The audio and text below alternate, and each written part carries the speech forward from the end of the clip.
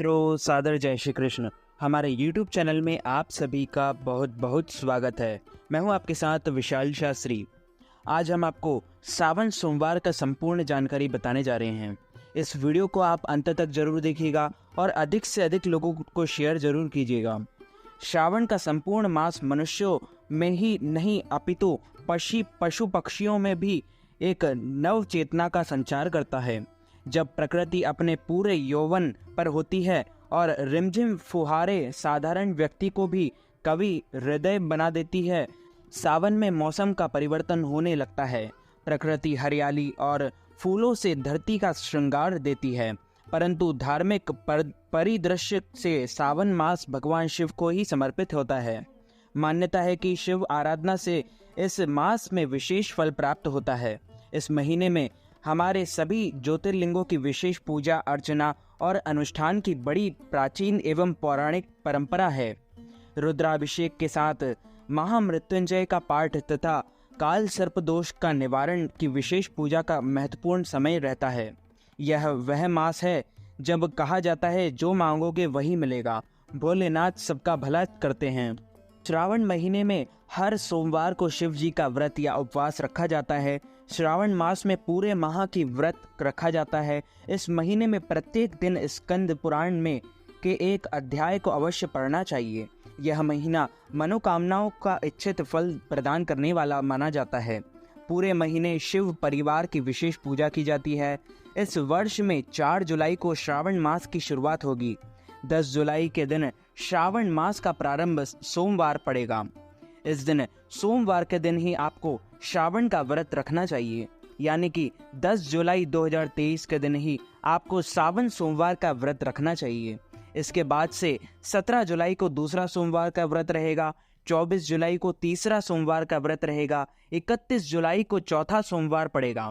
इस दिन आपको व्रत रखना चाहिए। 7 जुलाई को 5वां सोमवार रहेगा, 14 अगस्त को छठा सोमवार तथा 21 अगस्त को 7वां सोमवार तथा 28 अगस्त को श्रावण मास का अंतिम सोमवार पड़ेगा। यह सभी सोमवार का व्रत आपको नियम पूर्वक करना चाहिए और भक्ति भाव के साथ भगवान भोलेनाथ की आराधना करनी चाहिए। सावन का अंतिम दिन 31 अगस्त को होगा। 30 अगस्त को राखी के त्योहार पर होगा। ये सब उत्तरी भारत के पंचांगों के अनुसार मान्य है। इस मास के सोमवार के उपवास रखे जाते हैं। कुछ श्रद्धालु 16 सोमवार का व्रत रखते हैं। श्रावण मास में मंगलवार के व्रत को मंगला गौरी व्रत कहा जाता है। जिन कन्याओं के विवाह में विलंब हो रहा है उन्हें सावन में मंगला गौरी का व्रत रखना चाहिए, उससे लाभदायक रहता है। सावन के महीने में सावन, शिवरात्रि और हरियाली अमावस्या का भी अपना अलग अलग महत्व बताया गया है। सावन के सोमवार पर रखे गए व्रतों की महिमा अपरंपार है। जब सती ने अपने पिता दक्ष के निवास पर शरीर त्याग दिया था, उससे पूर्व महादेव को हर जन्म में पति के रूप में पाने का प्रण लिया था। पार्वती ने सावन के महीने में निराहार रहकर कठोर तप किया था और भगवान शंकर को पा लिया था। इसलिए यह मास विशेष हो गया और सारा वातावरण शिवमय हो गया। इस अवधि में विवाह योग्य लड़कियां इच्छित वर पाने के लिए सावन के सोमवारों का व्रत रखती हैं। इसमें भगवान शंकर के अलावा शिव परिवार अर्थात माता पार्वती, कार्तिकेय, नंदी और गणेश जी की भी पूजा की जाती है। सोमवार को उपवास रखना श्रेष्ठ माना जाता है, परंतु जो नहीं रख सकते हैं वे सूर्यास्त के बाद एक समय भोजन ग्रहण कर सकते हैं। श्रावण मास की पूर्णिमा के दिन श्रवण नक्षत्र होने से मास का नाम श्रावण मास हुआ।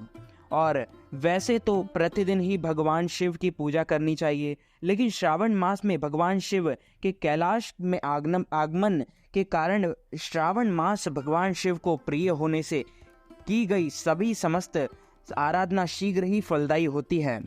पद्म पुराण के पाताल खंड के 8वें अध्याय में ज्योतिर्लिंगों के बारे में कहा गया है कि जो मनुष्य इन 12 ज्योतिर्लिंगों के दर्शन करता है उनकी समस्त कामनाओं की इच्छा पूर्ति होती है। स्वर्ग और मोक्ष का वैभव जिनकी कृपा से प्राप्त होता है। शिव के त्रिशूल की एक नोक पर काशी विश्वनाथ की नगरी का भार है। पुराणों में ऐसा वर्णित है कि प्रलय आने पर भी काशी को किसी प्रकार की क्षति नहीं होगी। भारत में शिव संबंधी अनेक पर्व तथा उत्सव मनाए जाते हैं। उनमें श्रावण मास की अपना विशेष महत्व रखता है। संपूर्ण महीने में 4 सोमवार, एक प्रदोष तथा शिवरात्रि, ये योग एक साथ श्रावण मास में मिलते हैं, इसलिए श्रावण मास का महीना अधिक फल देने वाला होता है। इस मास के प्रत्येक सोमवार को शिवलिंग पर शिवा मुठ चढ़ाई जाती है। वह क्रमशः इस प्रकार है: प्रथम सोमवार को कच्चे चावल 1 मुट्ठी में चढ़ा देना चाहिए। दूसरे सोमवार को सफ़ेद तिल्ली 1 मुट्ठी में चढ़ा देना चाहिए। तीसरे सोमवार को खड़े मूंग 1 मुट्ठी में भोले बाबा को चढ़ा देना चाहिए। चौथे सोमवार को जो 1 मुट्ठी, यदि 5वां सोमवार आए तो 1 मुट्ठी सत्तू चढ़ाया जाता है। महिलाएं श्रावण मास में विशेष पूजा अर्चना एवं व्रत अपने पति की लंबी आयु के लिए करती हैं। सभी व्रतों में 16 सोमवार का व्रत श्रेष्ठ है। इस व्रत को वैशाख, श्रावण, कार्तिक और माघ में किसी भी सोमवार को प्रारंभ किया जा सकता है। इस व्रत की समाप्ति 17वें सोमवार को 16 दंपत्ति जोड़ों को भोजन एवं किसी वस्तु का दान देकर उद्यापन किया जाता है। शिव की पूजा में बिल्वपत्र अधिक महत्व रखता है। शिव द्वारा विषपान करने के कारण शिव के मस्तक पर जल भी की धारा से अभिषेक शिव भक्तों द्वारा किया जाता है। शिव भोलेनाथ ने गंगा को शिरोशार किया है। श्रावण मास में आशुतोष भगवान शंकर की पूजा विशेष महत्व है। जो प्रतिदिन पूजन ना कर सके उन्हें सोमवार को शिव पूजा अवश्य करनी चाहिए और व्रत रखना चाहिए। सोमवार भगवान शंकर का प्रिय दिन है, अतः सोमवार को शिवाधारण करना चाहिए, अर्थात भगवान शिव की आराधना करनी चाहिए। श्रावण मास में पार्थिव शिव पूजा का विशेष महत्व है, अतः प्रतिदिन अथवा प्रति सोमवार तथा प्रदोष को शिव पूजा या पार्थिव शिव पूजा अवश्य करनी चाहिए। सोमवार के व्रत के दिन प्रातः काल ही स्नान ध्यान के उपरांत मंदिर, देवालय या घर पर श्री गणेश जी की पूजा के साथ शिव, पार्वती और नंदी जी की भी पूजा की जाती है। इस दिन प्रसाद के रूप में जल, दूध, दही, शहद, घी, चीनी, जनेऊ, चंदन, रोली, बेलपत्र, भांग, धतूरा, धूप, दीप और दक्षिणा के साथ ही नंदी के लिए चारा और आटे की पिन्नी बनाकर भगवान पशुपतिनाथ का पूजन किया जाता है। रात्रि काल में घी और कपूर सहित गूगल धूप की आरती करके शिव महिमा का गुणगान किया जाता है। श्रावण मास के सभी सोमवारों को यही प्रक्रिया अपनाई जाती है। इस माह में लघु रुद्र, महारुद्र और अथवा अति रुद्र पाठ करने का विधान बताया गया है। शास्त्रों और पुराणों में श्रावण सोमवार व्रत को अमोघ फलदायी कहा गया है। विवाहित महिलाओं को श्रावण सोमवार का व्रत करने से परिवार में खुशियां, समृद्धि और सम्मान की प्राप्ति होती है, जबकि पुरुषों को इस व्रत से कार्य, व्यवसाय में उन्नति, शैक्षणिक गतिविधियों में सफलता और आर्थिक रूप से मजबूती मिलती है। अविवाहित लड़कियां यदि श्रावण के प्रत्येक सोमवार को शिव परिवार का विधि विधान से पूजन करती है तो उन्हें अच्छा घर और वर मिलता है। श्रावण सोमवार की व्रत कथा इस प्रकार है। श्रावण सोमवार की कथा के अनुसार अमरपुर नगर में एक धनी व्यापारी रहता था। दूर दूर तक का उसका व्यापार फैला हुआ था। नगर में उस व्यापारी का सभी लोग मान सम्मान करते थे। इतना सब कुछ होने पर भी वह व्यापारी अंतर मन में बहुत दुखी था, क्योंकि उस व्यापारी का कोई पुत्र नहीं था। दिन रात उसे एक ही चिंता सताती रहती थी, उसकी मृत्यु के बाद उसके इतने बड़े व्यापार और धन संपत्ति को कौन संभालेगा। पुत्र पाने की इच्छा से वह व्यापारी प्रति सोमवार भगवान शिव की व्रत पूजा किया करता था। सायंकाल को व्यापारी शिव मंदिर में जाकर भगवान शिव के सामने घी का दीपक जलाया करता था। उस व्यापारी की भक्ति देखकर एक दिन पार्वती ने भगवान शिव से कहा, हे प्राणनाथ, यह व्यापारी आपका सच्चा भक्त है। कितने दिनों से यह सोमवार का व्रत और पूजा नियमित कर रहा है। भगवान आप इस व्यापारी की मनोकामना अवश्य पूर्ण करें। भगवान शिव ने मुस्कुराते हुए कहा, हे पार्वती, इस संसार में सबको उसके कर्म के अनुसार फल की प्राप्ति होती है। प्राणी जैसा कर्म करते हैं उन्हें वैसा ही फल प्राप्त होता है। इसके बावजूद पार्वती जी नहीं मानी। उन्होंने आग्रह करते हुए कहा, नहीं प्राणनाथ, आपको इस व्यापारी की इच्छा पूरी करनी ही पड़ेगी। यह आपका अनन्य भक्त है। प्रति सोमवार आपका विधिवत व्रत रखता है और पूजा अर्चना के बाद आपको भोग लगाकर एक समय भोजन ग्रहण करता है, आपको इसे पुत्र प्राप्ति का वरदान देना ही पड़ेगा। पार्वती का इतना आग्रह देखकर भगवान शिव ने कहा, तुम्हारे आग्रह पर मैं इस व्यापारी को पुत्र प्राप्ति का वरदान देता हूँ, लेकिन इसका पुत्र 16 वर्ष से अधिक जीवित नहीं रहेगा। उसी रात भगवान शिव ने स्वप्न में उस व्यापारी को दर्शन देकर उसे पुत्र प्राप्ति का वरदान दिया और उसके पुत्र के 16 वर्ष तक जीवित रहने की बात भी बताई। भगवान के वरदान से व्यापारी को खुशी तो हुई, लेकिन पुत्र की अल्पायु की चिंता ने उस खुशी को नष्ट कर दिया। व्यापारी पहले ही 13 सोमवार का विधिवत व्रत रखता रहा। कुछ महीने पश्चात उसके घर अति सुंदर पुत्र उत्पन्न हुआ। पुत्र जन्म से व्यापारी के घर में खुशियां भर गई। बहुत धूमधाम से पुत्र जन्म का समारोह मनाया गया। व्यापारी को पुत्र जन्म की अधिक खुशी नहीं हुई, क्योंकि उसे पुत्र की अल्प आयु के रहस्य का पता चला। यह रहस्य घर में किसी को भी नहीं मालूम था। विद्वान ब्राह्मण ने उस पुत्र का नाम अमर रखा। जब अमर 12 वर्ष का हुआ तो शिक्षा के लिए उसे वाराणसी भेजने का निश्चय हुआ। व्यापारी ने अमर के मामा दीपचंद को बुलाया और कहा कि अमर को शिक्षा प्राप्ति करने के लिए वाराणसी छोड़ आओ। अमर अपने मामा के साथ शिक्षा प्राप्त करने के लिए चल दिया। रास्ते में जहां भी अमर और दीपचंद रात्रि विश्राम के लिए ठहरते, वहीं यज्ञ करते और ब्राह्मणों को भोजन कराते थे। लंबी यात्रा के बाद अमर और दीपचंद एक नगर में पहुंचे। उस नगर के राजा की कन्या के विवाह की खुशी पूरे नगर को सजाया गया था। निश्चित समय पर बारात आ गई, लेकिन वर का पिता अपने बेटे के एक आंख से काने होने के कारण बहुत चिंतित था। उसे इस बात का भय सता रहा था कि राजा को इस बात का पता चलने पर कहीं वह विवाह से इनकार न कर दे, इससे उसकी बदनामी होगी। वर के पिता ने अमर को देखा तो उसके मस्तिष्क में एक विचार आया। उसने सोचा कि क्यों ना इस लड़के को दूल्हा बनाकर राजकुमारी से विवाह करा दूं। विवाह के बाद इसको धन देकर विदा कर दूंगा और राजकुमारी को अपने नगर में ले जाऊंगा। वर के पिता ने इस संबंध में अमर और दीपचंद से बात की।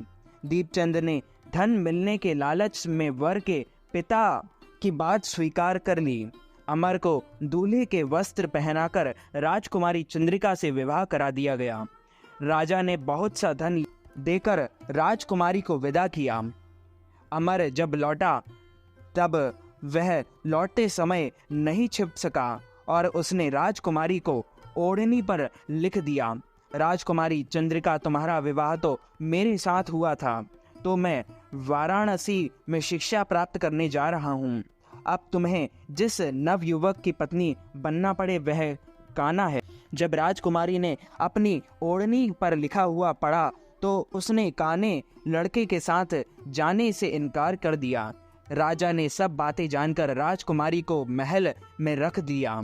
उधर अमर अपने मामा दीपचंद के साथ वाराणसी पहुंच गया। अमर ने गुरुकुल में पढ़ना शुरू कर दिया। जब अमर की आयु 16 वर्ष की पूरी हुई तो उसने एक यज्ञ किया। यज्ञ की समाप्ति पर ब्राह्मणों को भोजन कराया और खूब अन्न वस्त्र दान किए। रात को अमर अपने शयन कक्ष में सो गया।